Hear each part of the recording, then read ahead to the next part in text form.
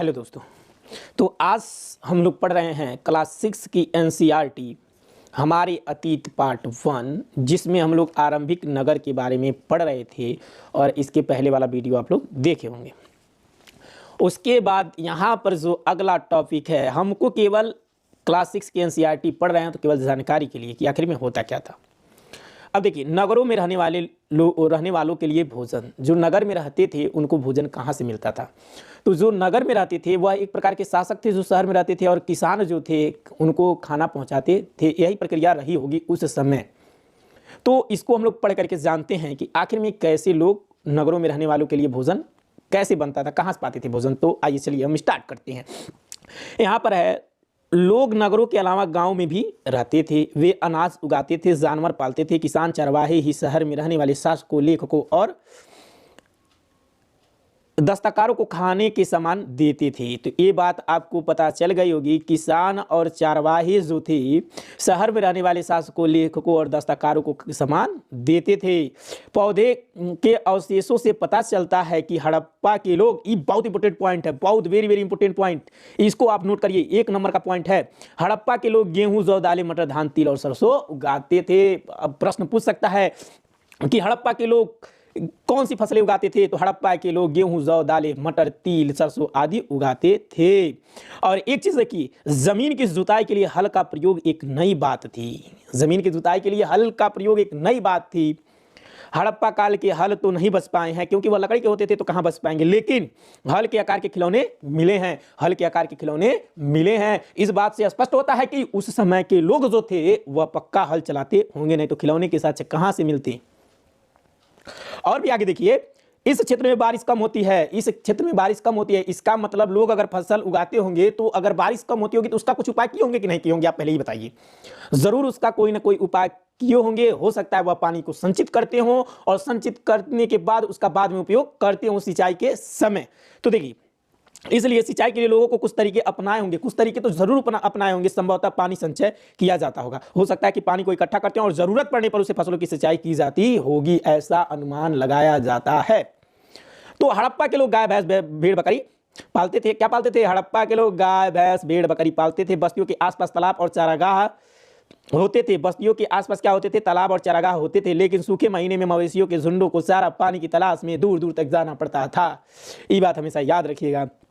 वे बेर जैसे फसलों को इकट्ठा करते थे। तो हड़प्पा के लोग किस प्रकार के फलों को इकट्ठा करते थे? तो बेर जैसे फलों को इकट्ठा करते थे। मछलियां पकड़ते थे, हिरण और जैसे जानवरों का शिकार भी किया करते थे। तो ये हमारा पॉइंट अब क्लियर हो गया। इस पॉइंट से क्या शिक्षा मिलती है कि पहले के जो मानव थे वह जो शहर में रहते थे भोजन कहाँ से पाते थे, तो उनको किसान और चरवाहे देते थे। और हड़प्पा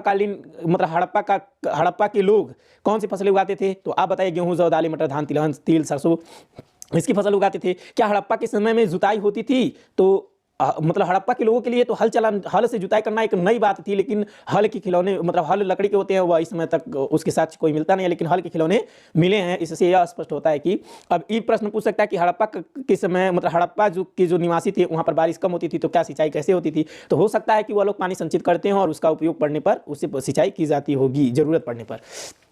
इसके बाद अगला पॉइंट है, गुजरात में हड़प्पा कालीन नगर का सूक्ष्म निरीक्षण।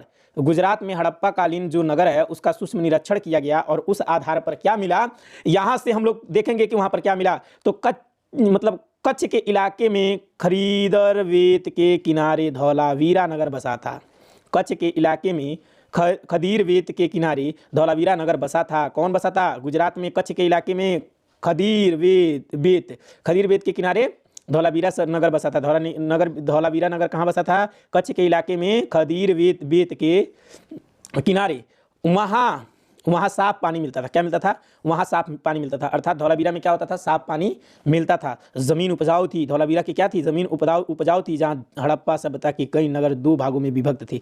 और यहाँ पर क्या थे? हड़प्पा सभ्यता के कई नगर 2 भागों में विभक्त थे। वहीं धौलावीरा नगर को 3 भागों में बांटा गया है। धौलावीरा नगर को कितने भागों में बांटा गया है? 3 भागों में। इसके हर हिस्से के चारों ओर पत्थर की ऊंची ऊंची दीवारें बनाई गई हैं। धौलावीरा के चारों ओर क्या बनाई गई हैं? तो पत्थर की ऊंची ऊंची दीवारें बनाई गई हैं। आप लोग केवल पढ़िए, आप लोग केवल पढ़िए, बाद में मैं जब पूरी एनसीईआरटी पढ़ा लूंगा हिस्ट्री को, तो हिस्ट्री की मैं पूरा आपको प्रैक्टिस सेट सॉल्व करवा के दिखाऊंगा यूपीएससी का, और मेंस का भी जो क्वेश्चन रहेगा वो भी मैं आप लोगों को बताऊंगा कि आखिर में लिखना कैसे है। तो बस आप हमारे साथ बने रहिए, फ्री में आपको यूट्यूब से यूपीएससी की तैयारी होगी जोरों शोरों से, और मैं और भी मेहनत करता हूँ ताकि और भी एग्जाम की पूरी तैयारियाँ हो सकें। तो कृपया आप लोग अन्य किसी एग्जाम की तैयारी भी करते हो बच्चों, तो हमारा वीडियो शेयर किया करिए, आप लोगों से यही अनुरोध है। बाकी मैं आप लोगों को एनसीईआरटी बस केवल मेरे कुछ सब्सक्राइबर हो जाए जिससे कि मैं डिजिटल बोर्ड पर पढ़ा सकूं। इसके अंदर जाने के लिए बड़े बड़े प्रवेश द्वार थी, जो धौलावीरा के किनारे क्या थी? पत्थर की ऊंची ऊंची दीवारें थी, और इसके अंदर जाने के लिए बड़े प्रवेश द्वार थे। इस नगर में एक खुला मैदान भी था। इस नगर में क्या था? एक खुला मैदान भी था जहाँ सार्वजनिक कार्यक्रम आयोजित किए जाते थे। यहाँ मिले कुछ अवशेषों में हड़प्पा लिपि के बड़े बड़े अक्षरों को पत्थरों में खुदा पाया गया है। इन अभिलेखों को संभवतः लकड़ी में जड़ा गया था। यह अनोखा अवशेष है क्योंकि आमतौर पर हड़प्पा के लेख मुहर जैसी छोटी वस्तुओं पर पाए जाते हैं। तो ये आप हमेशा याद करिएगा कि क्या चीज़, कि यहाँ पर देखिए, यहाँ मिले कुछ अवशेष जो गुजरात के हड़प्पा कालीन सूक्ष्म निरीक्षण, वहाँ पर जब निरीक्षण किया जा रहा था तो वहाँ से कुछ अवशेष मिले। और क्या चीज़ अवशेष मिले? लिपि के बड़े बड़े अक्षरों को पत्थरों में खुदा पाया गया। मतलब जो अक्षर थे, लिपि जो होती हैं, अक्षर जो होता है वह पत्थरों पर क्या हुआ था? गढ़ा करके ऐसे, जैसे मान लीजिए आप लोग कहीं जाते हैं घूमने तो किसी दीवार पे ऐसे लिख देंगे, ए लिख देंगे, क्या करेंगे? ए लिख देंगे। तो इसी प्रकार गढ़ा बन गया। तो उसी प्रकार लिपि जो थी पत्थरों की बड़ी बड़ी, वो मतलब पत्थरों पर गढ़े कर करके बनाए गए थे। इन अभिलेखों को संभवतः लकड़ी में जड़ा गया था, और जो अभिलेख थे उनको लकड़ी में जड़ा गया था। यह एक अनोखा अवशेष है क्योंकि आमतौर पर हड़प्पा के लेख मुहर जैसी छोटी वस्तुओं पर पाए जाते हैं। तो ये बात इतनी आपको समझ में आ गई होगी। गुजरात की खंभात की खाड़ी में मिलने वाली साबरमती की एक नई उपनदी के किनारे बसा लोथल नगर। कहाँ लोथल नगर कहाँ बसा है? साबरमती नदी की एक उपनदी के किनारे बसा है।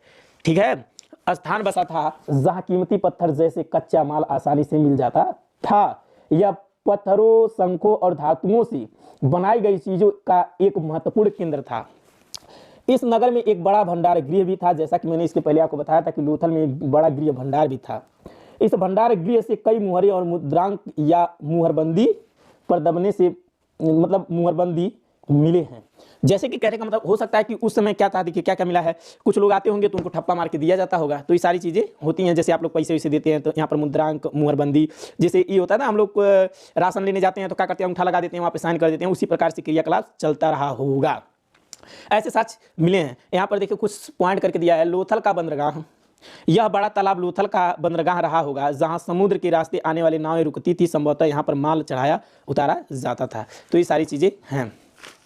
इसके बाद देखिए, अब इसके बाद जो पॉइंट है इसको हम लोग देखते हैं। यहाँ पर एक इमारत मिली है। कहाँ पर इमारत मिली है? यहाँ पर लोथल में एक इमारत मिली है जहाँ संभवतः मनके बनाने का काम होता था। जो इमारत मिली है संभवतः वहाँ मनके बनाने का काम होता था। पत्थर के टुकड़े, अंध बने मनके बनाने वाले उपकरण और तैयार मनके भी यहाँ मिले हैं। तो जब मिले हैं तो होता होगा। आई बात समझ में? तो यहाँ से एक प्रश्न बन सकता है कि पत्थर के टुकड़े, अधबने मनके बनाने वाले उपकरण और उपकरण तैयार करने के मनके भी यहाँ मिले हैं। तो कहाँ मिले हैं? लोथल में एक इमारत थी। कहाँ पर? लोथल में। यहाँ पर है मुद्रा, मुहर और मुद्रांक। तो यहाँ पर ऐसे इसी प्रकार से होता होगा। देखिए जैसा कि यहाँ पर चित्र बना होगा। सभ्यता के मतलब अंत का रहस्य, सभ्यता आखिर में वो सभ्यता क्यों नष्ट हो गई, इसी के बारे में हम लोग जानेंगे। तो यहाँ पर है लगभग 3900 साल पहले एक बड़ा बदलाव देखने को मिला। अचानक लोगों ने इन नगरों को छोड़ दिया। लेखन, मुहर और बाटों का प्रयोग बंद हो गया। दूर दूर से कच्चे माल का आयात काफ़ी कम हो गया। मोहनजोदड़ो में सड़कों पर कचरे के ढेर बनने लगे।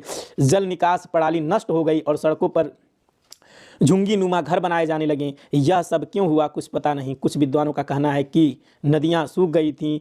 अन्य का कहना है कि जंगलों का विनाश हो गया था। इसका कारण यह हो सकता है कि ईंट पकाने के लिए ईंधन की ज़रूरत पड़ती थी। इसके अलावा मवेशियों के बड़े बड़े झुंडों से चारागाह और घास वाले मैदान समाप्त हो गए होंगे। कुछ इलाकों में बाढ़ आ गई, लेकिन कुछ कारणों से यह स्पष्ट नहीं हो पाता है कि सभी नगरों का अंत कैसे हो गया, क्योंकि बाढ़ और नदियों के सूखने का असर कुछ ही इलाकों में हुआ होगा। ऐसा लगता है कि किसी शासक का नियंत्रण समाप्त हो गया। जो भी हुआ हो, परिवर्तन का असर बिल्कुल साफ दिखाई देता है कि आधुनिक पाकिस्तान की सिंध और पंजाब की बस्तियां उजड़ गई थीं। कई लोग पूर्व और दक्षिण इलाकों में नई और छोटी बस्तियों में जाकर बस गए। इसके लगभग 1400 साल बाद नए नगरों का विकास हुआ। इनके बारे में तुम अध्याय 5 या 8 में पढ़ोगी। तो ये सारी चीज़ें थीं। अब यहाँ पर ये आपका तीसरा चैप्टर समाप्त हो गया। अब हम लोग पढ़ेंगे चौथा चैप्टर। तो चौथा चैप्टर जो है, क्या बस्तियाँ क्या बताती हैं हमें किताबें और कब्रें, तो इनके बारे में हम लोग पढ़ेंगे। चौथा लेसन कल